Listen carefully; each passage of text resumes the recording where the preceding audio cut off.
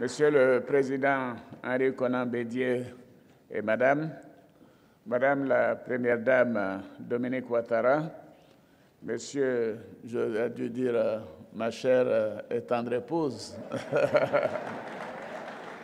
Monsieur le Vice-président de la République, Mesdames les Premières Dames du Congo, de Belize, du Niger, de Guyane, du Bénin, merci d'être venus à cette importante rencontre. Nous sommes non seulement honorés, mais nous sommes très heureux que vous soyez là. Vos époux étaient là il y a quelques jours. Je leur ai dit qu'ils auraient dû rester pour vous soutenir, n'est-ce pas? Je leur ferai le message à nouveau. Merci d'être là, mes chères sœurs. Monsieur le Premier ministre, chef du gouvernement, Madame la ministre de l'Aviation du Ghana, représentant son Excellence Monsieur Nana Akufo-Addo, président de la République du Ghana, Mesdames et Messieurs les présidents des institutions de la République de Côte d'Ivoire, Monsieur le directeur exécutif de l'ONU-SIDA, cher jeune frère Michel Sidibé, Monsieur le président de l'ICASA 2017, Madame la ministre de la Santé et de l'Hygiène publique de la République de Côte d'Ivoire, vice-présidente de ICASA 2017, Mesdames et Messieurs les ministres, Excellences, Mesdames et Messieurs les ambassadeurs, Mesdames et Messieurs les représentants des organisations internationales, Mesdames et Messieurs les représentants des associations et organisations impliquées dans la lutte contre le sida, Mesdames et Messieurs les élus, honorables chefs traditionnels, Majesté d'abord, Mesdames et Messieurs les journalistes, honorables invités, Mesdames et Messieurs, je suis très heureux de vous accueillir à Abidjan à l'occasion de la cérémonie d'ouverture de la 19e édition de la conférence internationale sur le sida et les infections sexuellement transmissibles en Afrique, ICASA 2017. Akwaba à chacune et à chacun de vous, à toutes et à tous. Je voudrais saluer d'abord la présence de mon aîné, le président Henri Konan Bédié, qui était témoin en 1997 de la 10e édition de ICASA. Je dois dire qu'il avait organisé, en présence des présidents Jacques Chirac et Blaise Compaoré, ainsi que du vice-président Daniel Kablan-Duncan, alors Premier ministre de Côte d'Ivoire. Merci, cher aîné, d'être présent. J'associe à ces salutations Madame Ouattara, Dominique, Première Dame de Côte d'Ivoire et ambassadeur de l'ONU-SIDA pour la lutte contre le VIH et la promotion du traitement pédiatrique, qui a accepté d'être la marraine de ce grand événement. Merci à toi. Je voudrais aussi saluer et remercier toutes les Premières Dames que je viens de citer et les délégations des pays frères et amis qui sont venus nombreux pour prendre part à cette conférence. J'aimerais demander à l'honorable Cécilia Dapa, ministre ghanéen de l'Aviation, de bien vouloir transmettre mes salutations fraternelles à mon ami et frère, le président Nana Akufo-Addo.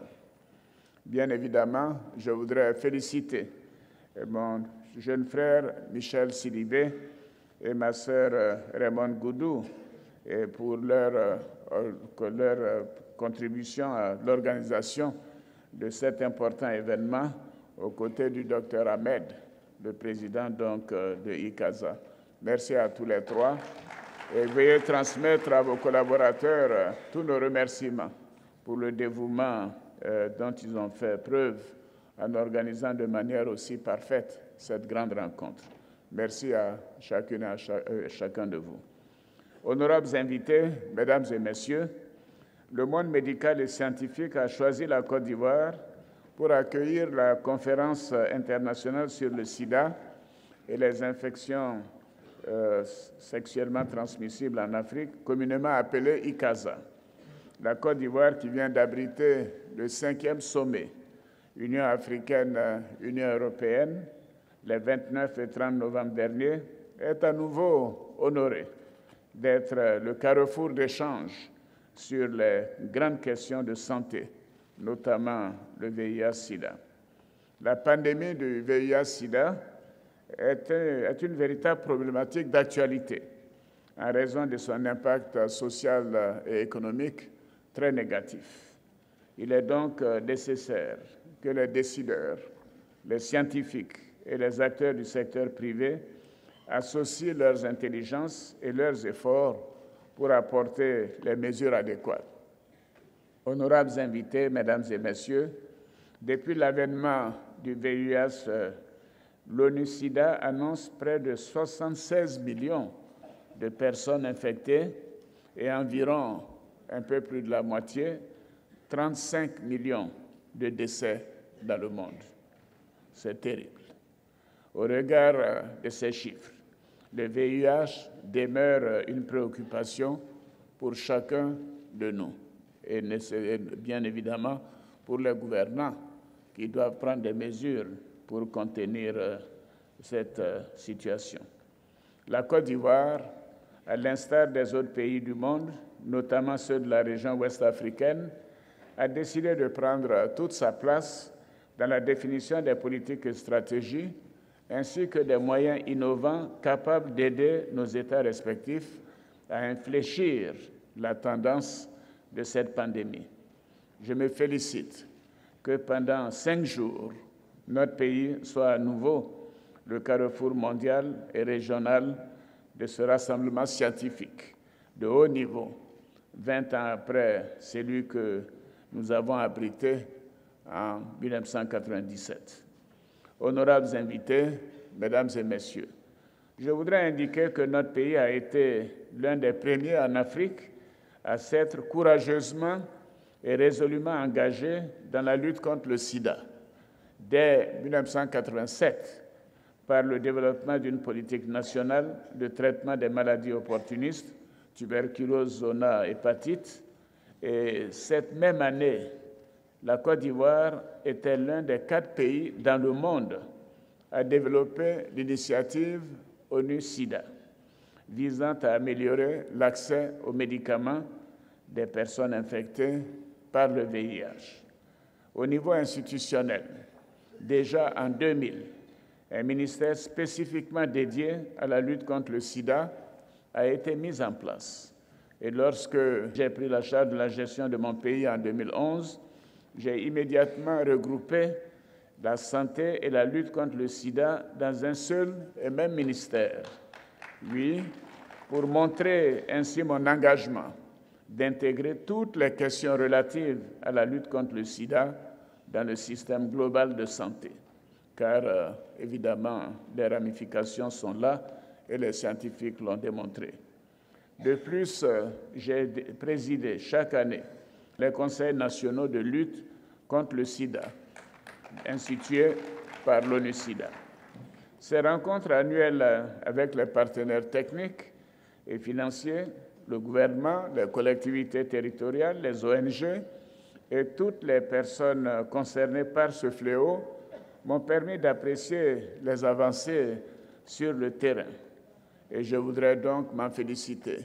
Et je voudrais profiter de cette occasion pour remercier nos partenaires techniques et financiers, tels que, ce n'est pas tout ce que je vais citer, mais le PEPFAR, l'USAID, l'UNICEF, l'UNFPA, l'OMS, la Banque mondiale, qui ont maintenu leur niveau de financement. Alors, si les autres veulent être cités, il faut maintenir vos niveaux de financement. Alors, la contribution totale de l'État de Côte d'Ivoire de 2013 à 2017 a été d'environ 32 milliards de francs CFA, soit environ 58 millions de dollars. Et entre 2012 et 2016, la prévalence a chuté, selon les estimations de l'ONU-SIDA, de 3,7% à 2,7%. J'ai décidé de porter la contribution de l'État de Côte d'Ivoire, comme tout à l'heure l'indiquait un de mes prédécesseurs, à 21 milliards de francs CFA, soit environ 38 millions de dollars de 2018 à 2020. Oui. En espérant que le Premier ministre du Budget me suivra dans cet engagement. Donc, 21 milliards, je sais que c'est beaucoup d'argent, mais c'est nécessaire compte tenu des progrès que nous voulons faire parce que notre ambition, c'est d'infléchir la prévalence de 2,7 maintenant à 1% d'ici 2020. C'est pour ça que nous avons besoin de ces 21 milliards. Et bien sûr, de la contribution des autres partenaires. La réalisation de ces défis majeurs exige la solidarité dans l'action et le financement soutenu et concerté pour prévenir toutes nouvelles infections, surtout chez les populations vulnérables que sont les jeunes et les adolescents, et traiter la totalité des malades dépistés positifs. Il est important que la question de la santé des jeunes et des adolescents soit au cœur de vos réflexions, chers participants. Et un autre défi demeure, dont nous avons parlé il y a quelques jours, c'est le phénomène migratoire, qui peut constituer également une source de propagation du VIH du fait de la promiscuité observée dans les conditions de voyage, mais aussi des abus sexuels subis par les migrants. Donc, c'est dire que la migration est un phénomène qui doit être contrôlé et que nous devons chercher à trouver des mesures le plus rapidement possible. Et je me réjouis des conclusions du sommet Union africaine, Union européenne à cet égard. Mesdames et messieurs les conférenciers, le thème proposé, à savoir l'Afrique, une approche différente vers la fin du sida, appelle de ma part certaines réflexions. Tout d'abord, comment réussir à identifier les mécanismes innovants de mobilisation de ressources, endogènes et exogènes, car c'est de cela dont il s'agit. Il faut avoir les moyens de combattre ce fléau. Ensuite, comment orienter la recherche scientifique pour mieux accompagner les actions de lutte contre la maladie. Et évidemment, comme le disait tout à l'heure Michel Sidibé en citant le président Bédié, les malades, bien sûr, sont au sud et il y en a besoin de ressources pour les soigner car les médicaments sont au nord. Et enfin, comment mobiliser le secteur privé afin qu'il prenne une part plus active dans la prévention et le traitement du VIH. Autant de questions sur lesquelles vous êtes invités à vous pencher. Mais je suis sûr que, compte tenu de la forte participation et de la qualité des participants, vous serez à mesure de nous proposer des solutions et des mesures importantes.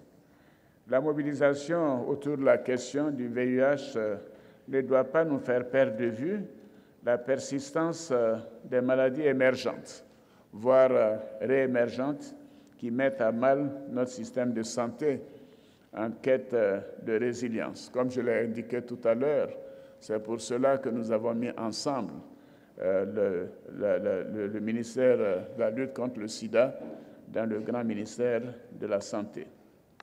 D'ailleurs, le souvenir de l'épidémie d'Ebola survenue dans la région ouest africaine, dans les pays frères et amis, il y a 2 ans, qui a fait de nombreuses victimes, est encore vivace dans nos esprits. Et nous avons tenu à visiter d'ailleurs tous les pays qui ont été frappés par cette épidémie, que ce soit le Libéria, la Guinée comme la Sierra Leone. Et je voudrais donc à cet égard saluer la solidarité qui a prévalu pour endiguer ce fléau et remercier non seulement l'OMS, mais toutes les structures, surtout les organisations de la société civile et les partenaires qui ont fait en sorte que nous puissions avoir les ressources nécessaires pour contenir ce fléau et l'éliminer dans les pays frères que je viens de citer. Alors, pour terminer, j'aimerais saluer et féliciter toutes les associations et organisations non gouvernementales qui, au quotidien, vous êtes là, nombreux, et au quotidien, vous œuvrez sans relâche dans le domaine de la sensibilisation des populations, de la prévention contre le sida, les autres maladies sexuellement transmissibles et de la prise en charge des malades. Vous faites un travail extraordinaire et je crois que vous méritez d'être applaudis. Merci. Merci à chacune et à chacun de vous, car c'est vous qui nous aidez, qui êtes en contact avec ceux qui ont besoin d'être pris en charge. Je voudrais vous demander à vous tous, hommes et femmes, scientifiques et chercheurs, qui avaient effectué le déplacement à Abidjan ou qui sont sur place, que vos réflexions consolident l'appel d'Abidjan, qui prendra en compte les avancées de la recherche en vue de changer la qualité de vie des personnes atteintes du sida. L'Afrique doit aussi être actrice et non uniquement consommatrice des résultats scientifiques et technologiques des autres continents. Alors, c'est sur ces mots d'espoir que je déclare ouverte la conférence internationale sur le sida et les infections sexuellement transmissibles en Afrique, l'ICASA 2017, et je voudrais vous remercier très sincèrement pour votre attention.